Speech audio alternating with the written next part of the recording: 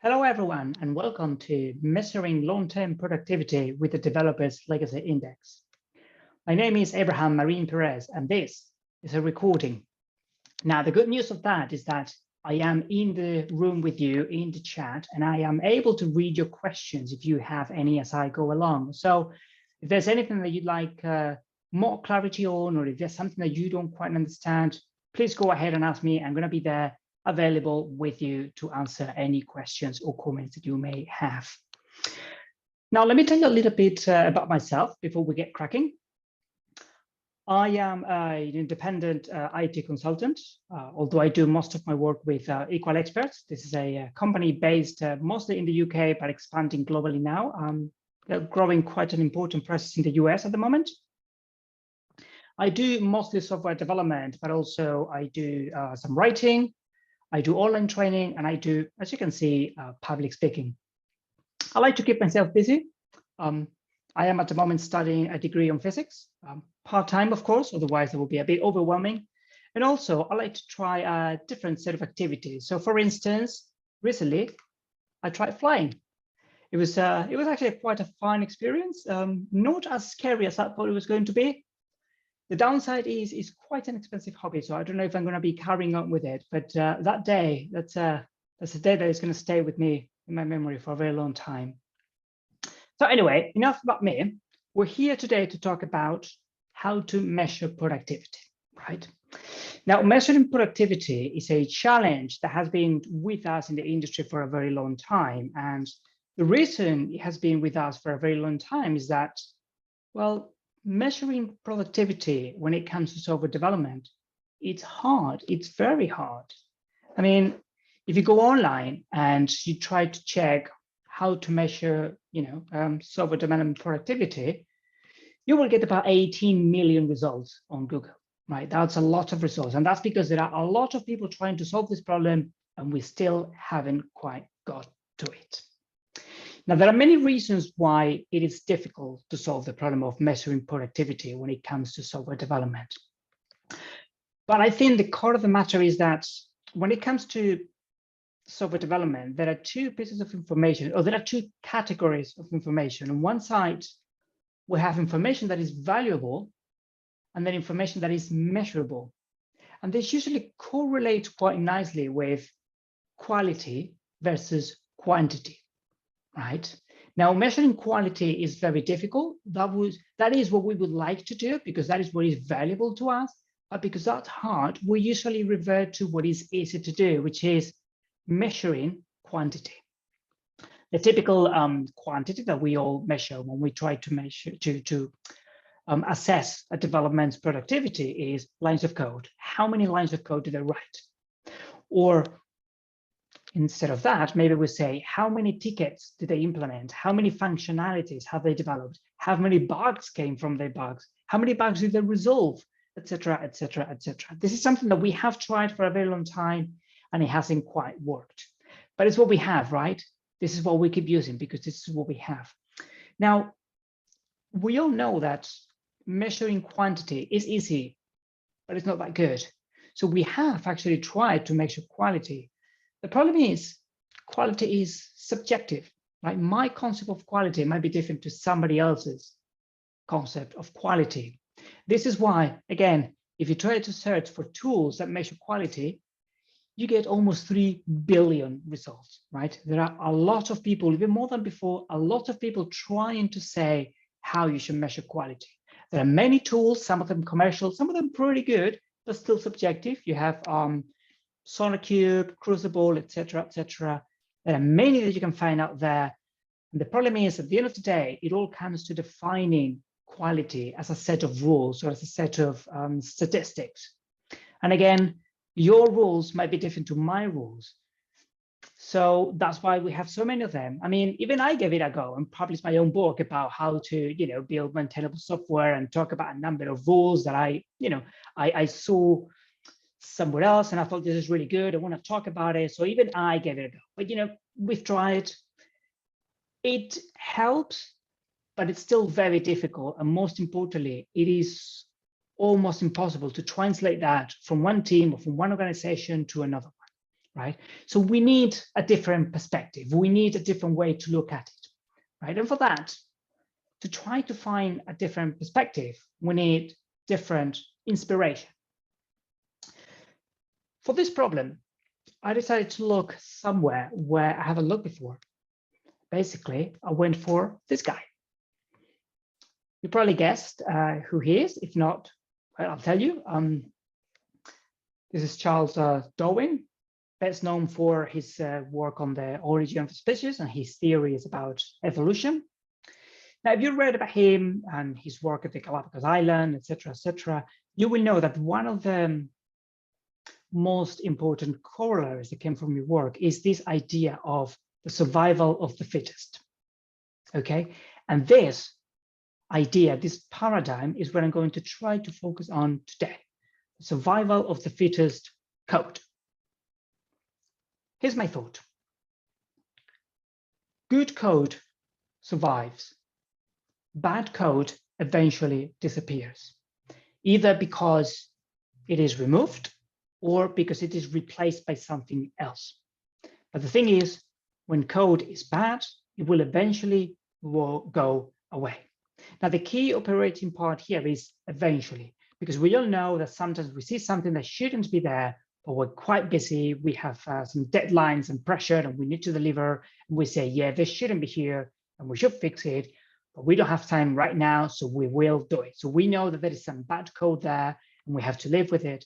But eventually, we are going to get rid of it. That's our intention, right?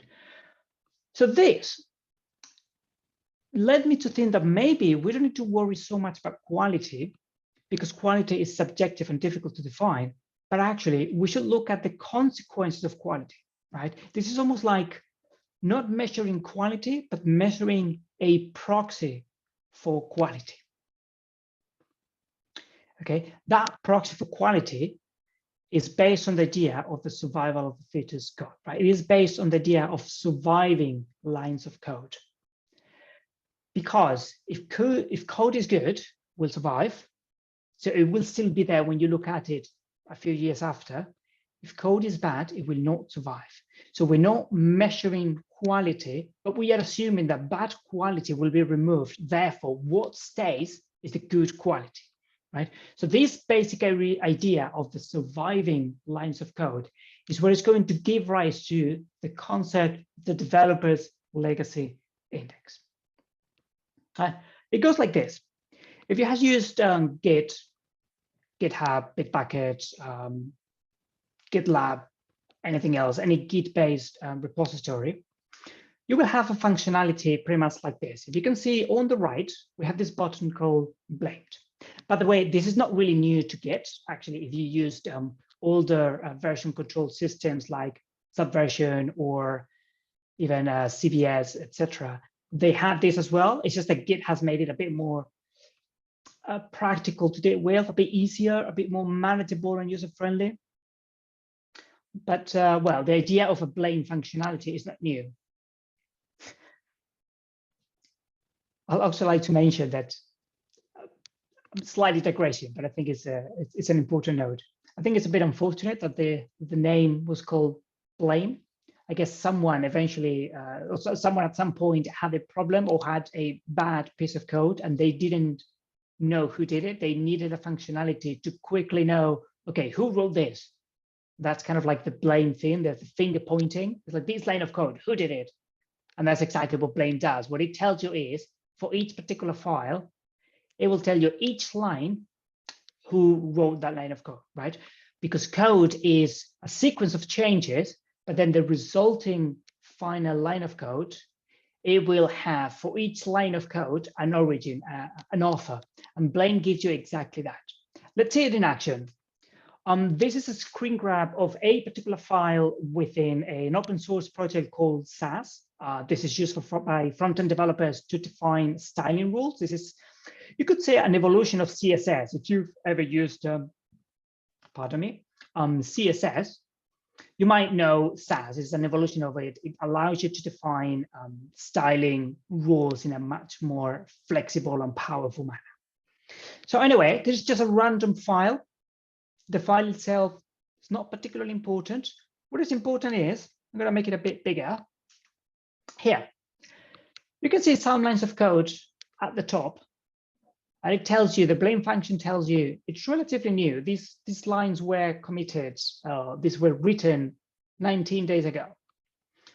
Now these lines at the bottom, they're quite older. These are 4 years old. Okay. So this code at the bottom, we can guess with a high degree of certainty that is good code, that this is high quality code, or at least that it is considered to be high quality, good quality code by the people who usually work on this project. Why can we assume that? Because if it wasn't, they would have changed it. It is very unlikely that these lines of code would have been here for 4 years if people saw it and said, this is bad, we need to change it. And yet for 4 years, they don't change it. So we can assume with a high degree of probability that these lines at the bottom are good. Now, these lines at the top, they could be good, they could not, right? They're still quite young, they're very recent, so they haven't passed the test of time. Maybe tomorrow somebody will change them. Maybe they will last 5 years or 10 years even. We just don't know. It's too soon to tell. But the point is, this blame functionality is already giving us some information regarding the age of the lines of code. Not only that, of course, if we go back, it's telling us who made these changes. So here we have the user. I mean, obviously, this is a screen grab and it only contains a picture of the user, but if we clicked on it, we would have full information about the user, right? So we can at any point check a file and check every single line of code and identify who did it and when they did it. Now, where is this important? Because if we want to know the surviving lines of code of a file as a proxy to assess the quality of each line of code, of each contribution from each different developer, this is what we look at, right? So basically, the idea is we can build a developer's legacy index. We can build a score by getting every file in the repository, and then for every file in the repository, get every line inside each of these files and check who wrote that line. Okay, that's going to give us a score already. We can just count all those lines and we can say, okay, from the current code base, that is the result of maybe 5, 10 years of work, the surviving lines are from these people. And you can actually count how many surviving lines we have from each developer. But we can go a little bit further because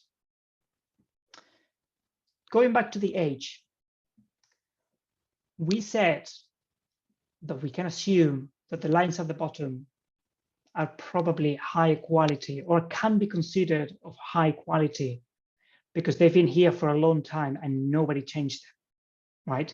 The lines at the top, again, they could be high quality, could be low quality. It's difficult to assess, it's too soon to tell. But the ones at the bottom, they are definitely high quality, right?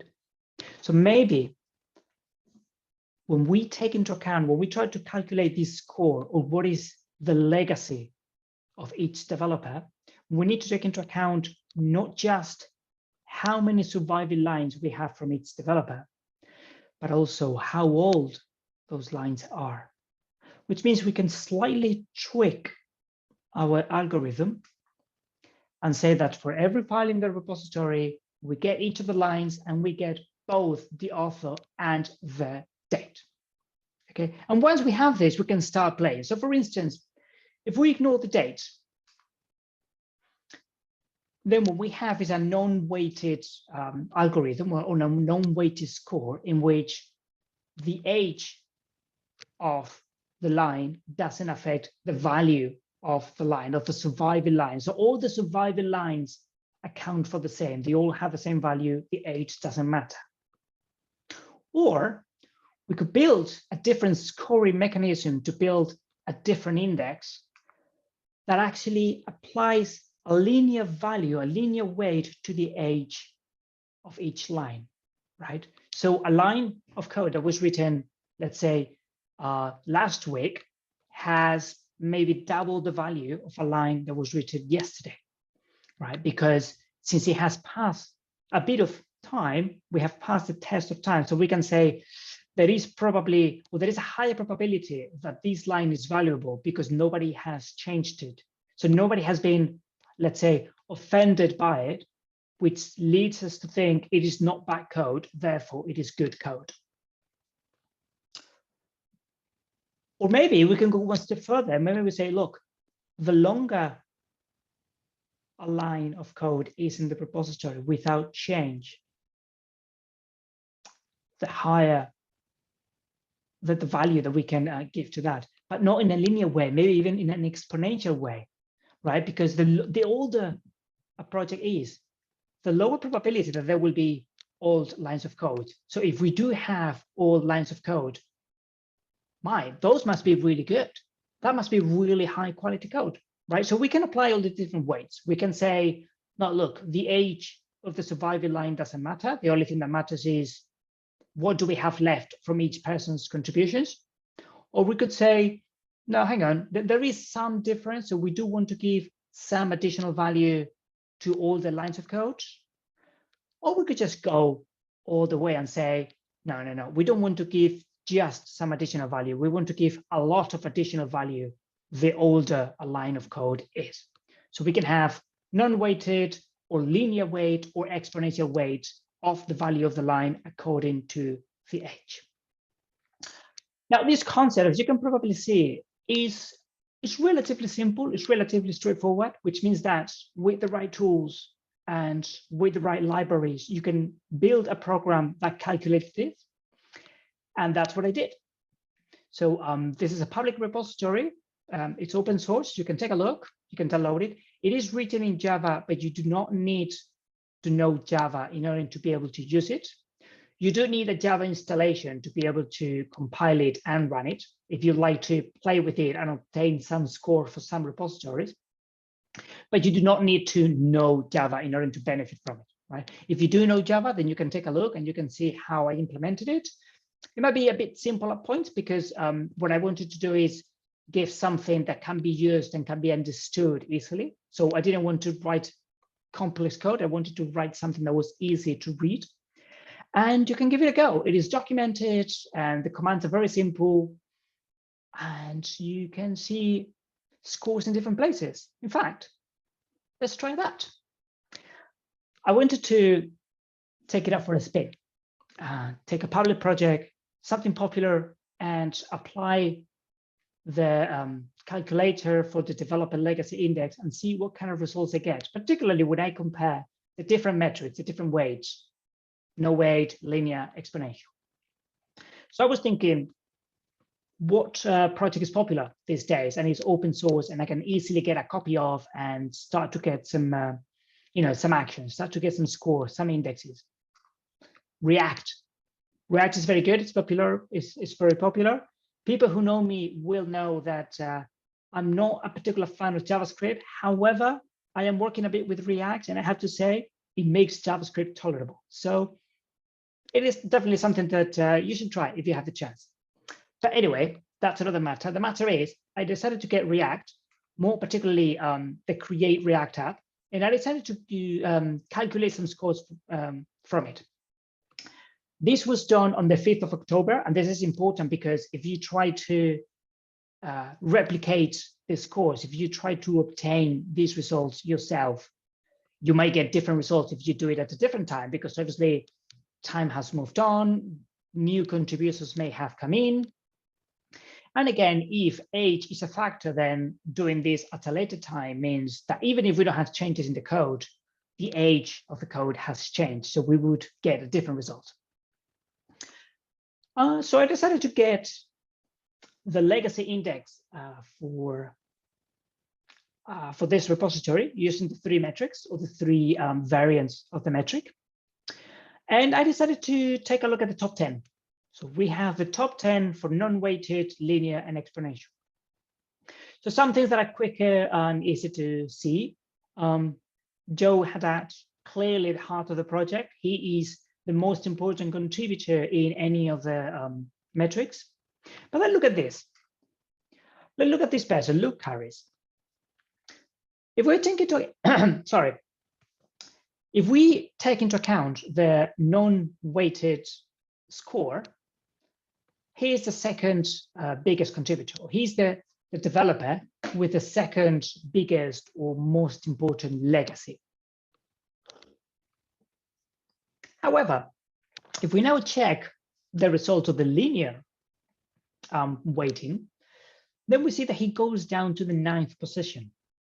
And if we check the exponential result, he's not even in the top 10 anymore, right? So this is very interesting because it's the same code base, the same contributions at the same point in time, and yet depending on the weight that we apply to the age, we get quite significantly different results. So I decided to take a look at this particular case and see why I'm getting this. You know, what is it about this person, about this developer, that makes his result, his legacy so different depending on the metric? Because it doesn't happen with everyone. For instance, if you see Dan Abramov here on the 5th position of the non-weighted one, he's then second in the other two. If you check Ian Sutherland, he is the 4th one, and then 3rd and 3rd. So you can see some swapping of positions, but they're not big differences. Luke's case is the one that has a more noticeable impact, right? So I checked his contributions to see why this could be the case. And it looks like at this time at least, he's made 2 commits, very large ones, 60,000 lines of code written. That's a lot of lines of code. So you can see how he probably has a span of many surviving lines of code, because with those 2 commits that affected so many lines of code, he's probably covered a large proportion of the code base. So now his legacy, his contribution is taking a large part of the code base. However, when we check when those contributions were made, we see that they were made on the 1st of September. So that is roughly a month before I took these results, or I made these calculations. So this is why we're getting these results. I'm going to go back. When we don't apply a weight to the age, when we consider that all the surviving lines of code have the same value, then Luke has a very high score, because he actually is the contributor or the author of a large proportion of the surviving lines of code in the code base. However, if we think, hold on, for your contribution to really be accounted, it needs to have passed the test of time. It needs to have been here for a while. Then that's why his position goes lower, because after all, his contribution has only been there for a month. So it hasn't had enough time. There are probably other people who have fewer lines of code at the moment, fewer surviving lines of code, but those lines of code have been there for so long that it gives them a higher score, right? We consider that that's an important legacy. We have benefited from those lines of code for a very long time. So definitely that is a good legacy from that developer. So that's why in this particular case, we see such a disparity between the different weights. Now, I'd like to mention something to avoid any possible misunderstandings. I do not know Luke. I haven't ever worked with him. I don't have any affiliation to him. I haven't actually checked the content of his work, his commit, his code, etc. And what I'm trying to say with this is, I'm not trying to judge him or assess him or evaluate him or anything like that.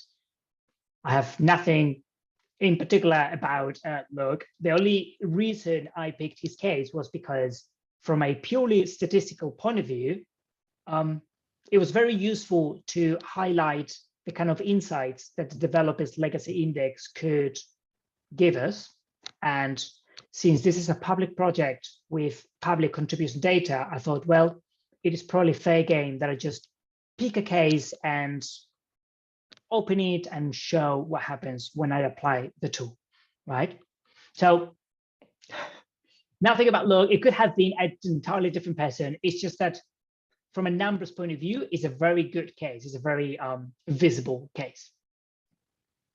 So you can see here what kind of information the developer's legacy index can give you, right? If you try to apply this now to your repositories, you may see that there are some people who seem to do a lot of code, right? So whenever they do tasks, they do a lot of tasks and they do them very quickly. And yet you use the developer's legacy index to get them and they don't get a high score. And maybe that's because, yes, they make a lot of changes, they make a lot of churn, but they're just correcting their own work all the time, which means that in terms of survival lines, they don't really have that much to offer. Or it could be that some people develop a lot of things, but they just do, let's say, hacky, questionable code that some other people need to change later, which means, again, in terms of surviving lines of code, they don't have that much to offer. Or it could be the other way around. It could be some people seem like they're slow. They seem like they take a very long time to give you results. They take a very long time to develop a new functionality. But then when you apply the developer's legacy index to them, they get a very high score. And that's because they do such good work that no one ever needs to change it, which means they might not produce a lot, but what they produce is so good that it stays. And remember, that is the main proxy for quality that we have here. If the code stays, it's good. If the code disappears, it was bad. Okay, so again, I think this is something that you could take a look at. You could apply it to your repositories. You could apply it to public repositories as well, just to see how dynamics in different teams work and try to learn from it. Now, if you do, two things. First, let me know what you find. I'll be interested to know what kind of insights this tool can offer you and other people. If there is anything that you'd like change, or if there is anything that you think is improvable, let me know. There is an issues button in the repository, so you can ask me questions.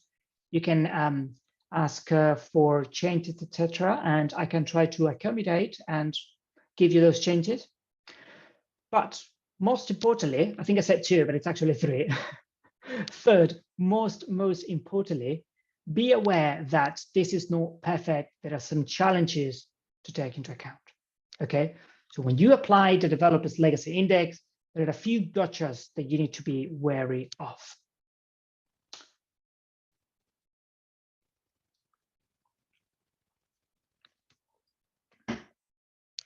First of all, good code can disappear too. Right, so we're working on the premise that good code stays and bad code disappears.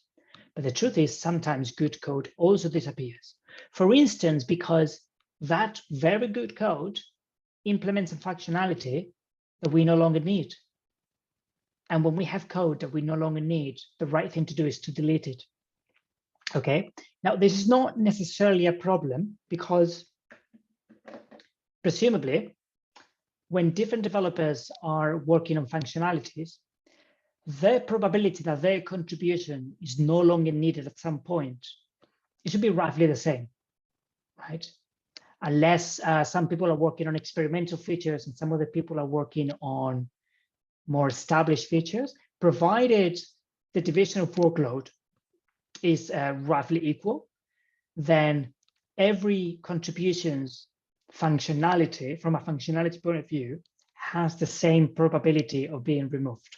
However, when we talk about quality of code, then the people who write better code or higher quality code has a lower probability of having their code removed on the basis of improvable code or bad code, while the people who maybe don't write such good code have a higher probability of having their code removed or modified.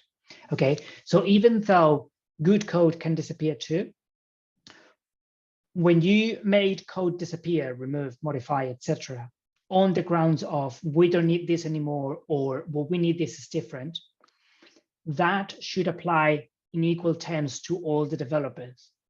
While when you change code and when you remove code on basis of quality, then that should be applied, or that will naturally be applied more strongly to those developers whose code is not that good. Okay, so even though we have this factor that we need to take into account, that sometimes good code disappears, it is not necessarily something that can, it is not necessarily something that invalidates the developer's legacy index. It doesn't validate the score. It just makes it maybe a bit slower to work because it needs to, time needs to pass by so as to make sure that the bad quality code has disappeared at some point. Right, so that's the first of the gotchas. That's the first of the challenges that we need to keep in mind. The second one is that I am assuming good practices here, right? And this may sound trivial, but it's not really, right? I'm assuming that people try to write good code and that when people see bad code, they do something about it. And this is crucial because if this is not true, the index doesn't work at all. Because if I write, let's say, there's a particular piece of functionality, and I need to write another piece of functionality that is similar. Now, the right way to go about it would be, hang on, these two things are similar. So I'm going to extract in a common point the common bits, and then I will just do some extra classes, extra files, extra bits of functionality for the bits that are different. Now, that would be the right way to go about it. The easy way to go about it is I just copy paste. Now, if I just copy paste, I'm going to have more lines of code because I am creating duplication. My lines are going to be accounted more, are going to be accounted twice. And if no one comes after me to clean up that mess, then my lines are going to survive. And remember, that's the proxy that we're using for quality here, surviving lines of code. So if nobody cleans up my mess, my code is going to stay, and therefore we're going to consider it good. So it is important that the team is following good practices. It is important that the team has time to address technical debt. It is important that the team has time to improve the code, to clean up, to rewrite, to refactor, etc. I'm not saying that's the only thing they do. Obviously, we have a job to do. We need to deliver functionalities. The business is important. That's what pays our salaries at the end of the day. So I'm just saying that we need to make sure that we keep a balance, because if we don't keep that balance, then code just degrades over time and the index doesn't work. So that's another of the challenges, very important, that you need to use. Mostly because if you have a team where you are concerned that people don't really follow good practices, then you might not get good results, or the results that you might get might be difficult to interpret, or they might be even misleading. So be careful with that. Another challenge is, I'm assuming, again, there are no ghostwriters. And it sounds obvious, but I've seen places where, particularly with junior developers, someone says, okay, you write the piece of functionality, and then you give it to me for review, and then I make the commit. So that the author is going to be me instead of the person who actually did it. Okay. Now, this is not necessarily an ill-intentioned activity. Sometimes people do this for very good reasons. It could be, for instance, because the person who is doing the code really is very junior. Maybe he's not comfortable, he or she is not comfortable with the tools. So we say, okay, give the code to me, I'll review it, and then I'll commit it. Or there could be some other reasons. It could be, for instance, this is maybe an open source project where the contribution channel is a bit complex, and it needs to go through some gates, and only a few people are allowed to commit into the master project, into the main project, which means then I might be able to give a contribution, but then someone else is going to write that contribution into the project, which means the author is going to rule at that person instead of the person who actually wrote the code, right? There are a number of scenarios in which you could have ghost writers for your code, And that's not necessarily a bad thing, but again, it's going to distort the image that you get from the developer's legacy index because it's all based on author data. If the person who appears as the author is not really the author, then we're going to be giving credit to this person that is maybe due to someone else.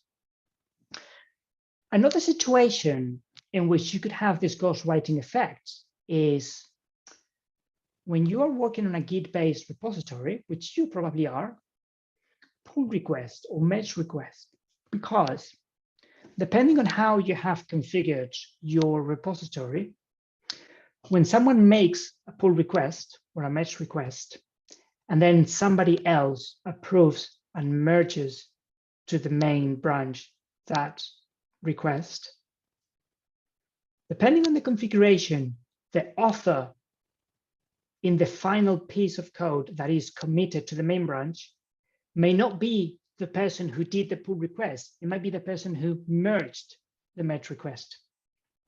And this is a bit questionable, isn't it? Because who is the author in this scenario? Is it the person who wrote the code, or is it the person who reviewed the code? Now, this is a question that you may need to ask yourself, because it could give you this sense of ghost writing. You could be giving credit to the person who merged the code, when actually, conceptually, you may be thinking, well, the real author is the person who wrote the code to begin with, not the person who merged it. So again, if you're trying to apply the developer's legacy index, and you have this kind of situation, you have pull request, one person raising the pull request, a different person merging it, be careful to see the configuration of your repository and make sure that you're giving credit of these lines of code to the right person. Otherwise, again, your results could be a bit distorted and misleading. Pair programming is a fun challenge. This is not new, really. When you're pair programming and you write some lines of code, who's the author? There are two people, but most repository only allow one author, right? So who was the person there? Now, some tools do allow to kind of hack into Git and allow you to introduce two usernames or two email addresses. So it does look like, you know, it is apparent that there were two people working on this particular change and on this particular line of code, which is nice. But then when you try to aggregate data to calculate the score, that means we don't have individual contributors, we have pairs of contributors, right? And when you have a team of, say, 5 people, there are many different ways in which you could be pairing those 5 people, right? You probably have hundreds of different combinations, which means you don't have 5 contributors to try to calculate a score for. You have effectively hundreds of different contributors, all the different possible pairs to try to calculate the score for. What that means is that your results may not be that meaningful because there will be very low values for each of them unless your team has been working for a very long time. But again, pair programming is a bit of a tricky situation when you try to assess individuals' performance. And now, if pair programming is a problem, mob programming is a nightmare, right? I don't know if you're familiar with mob programming. It's a very radical idea. I quite like it. I've seen it work very well if the team is prone to it.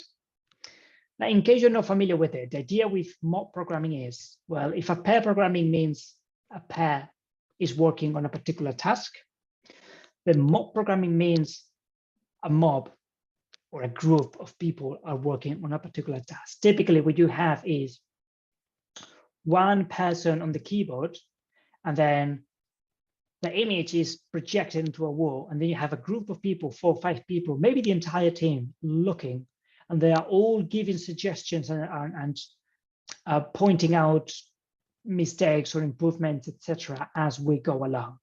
So then when you have a mob programming, again, who's the author? You could say that maybe the author is the person who is typing just because that's the person typing, but actually everybody contributed to it. So is it really fair to give credit to that person? Maybe not. My guess would be, or my suggestion would be, if you are in a team that practices mob programming, First of all, congratulations. It's a very hard practice to master. So if you do master it, I'm proud of you. And maybe the developer's legacy index is not for you, because at the end of the day, mob programming is all about team contribution. It's about everybody's working on this together. There are no individual contributions. Therefore, a tool or a score that tries to assess the legacy of each different developer, maybe it's just the wrong tool, right? It's just the wrong concept. It doesn't apply to mob programming. So if you do mob programming, just carry on with what you're doing. You can take a look at the tool as a curiosity, but I don't think you can apply it to your team.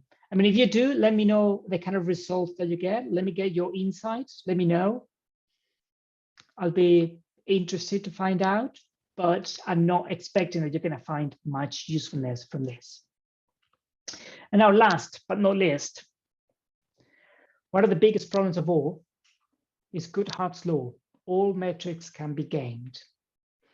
Okay, the moment you get a metric like this and you try to apply it to something serious, in the sense of if you tie consequences or if you tie outcomes to this metric or to any other metric, people will start to game it.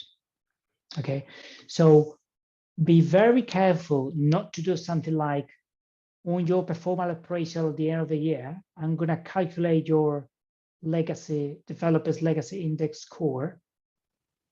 And then based on that, I'm going to decide how much of a raise I give you. Do not do that. That's a really bad idea, because then what people will do is, particularly when we get closer to the date, is they will try to wipe out each other's contributions, and they will try to just make contributions for nothing just to get more surviving lines of code. Okay, there's a very easy way to do this. In fact, I could come and say, you know what? We have this code that is indented with 4 spaces. I think that's a waste of space. I think that creates too much blank space. So I'm going to re-indent everything using 2 spaces. Now I do that. I change the entire code base. Now, suddenly in one stroke, all the surviving lines of code are mine. Nobody else has any contribution. Everything is mine. So when I go to my appraisal, I get, hey, look at my score. It's higher than anybody else's. So give me that raise because I do deserve it. In fact, give me also promotion because I do deserve it, right? So be very careful, because you could actually encourage the wrong type of behavior if you tie incentives to this kind of score, to this kind of metrics. I think this is a very valid tool to understand the dynamics of your team. This is a very useful tool to see where your team might need additional training, where your team might be suffering pressures. But I don't think it should be linked to outcomes or incentives of any kind, because otherwise people will start to do crazy things just to get a high score, and that's going to hurt your team more than help it. So that's pretty much it. I have a feeling that when I do a recorded session as opposed to a live one, I don't interact with people. There are no questions on the way, so I do go much faster. I'm surprised of how quickly we finish this. Anyway, here's a quick summary of what we learned today. First of all, remember that it is difficult to differentiate to what is valuable or what is measurable. Well, it is easy to differentiate, but it is we have this challenge, we have this tension between what we can easily measure and what we would like to measure because it's information that we value. And this naturally leads to the tension of quality versus quantity. Quantity is easy to measure, quality is instead very hard. We have many rules, all of them subjective, there are arguments. That's why there are almost 3 billion results when you search for tools that measure code quality. Since measuring quality is so hard, we instead could use a proxy for quality. Instead of measuring the quality itself, we just measure something that is easy to measure, and it kind of correlates to quality in that subjective way, which is the surviving lines of code, right? We can guess, we can assume that if code has survived for long, That is because people consider it good quality. Because if they didn't, they would have changed it. So if they didn't change it, that means it's good. That's the proxy that we're using here. And with that proxy, we build the developer's legacy index, which you can find in this particular URL. It's an open source project. You're free to check it out. You're free to manipulate, to do changes. If there are any changes that you'd like me done, let me know. I will try. If there are changes that you'd like to propose, raise a pull request. And if it's good, I'll merge it. And then thank you. You will have contributed to the developer's legacy index. And then finally, have a play, have a go, have some insights. Be careful because there are a number of challenges that are present.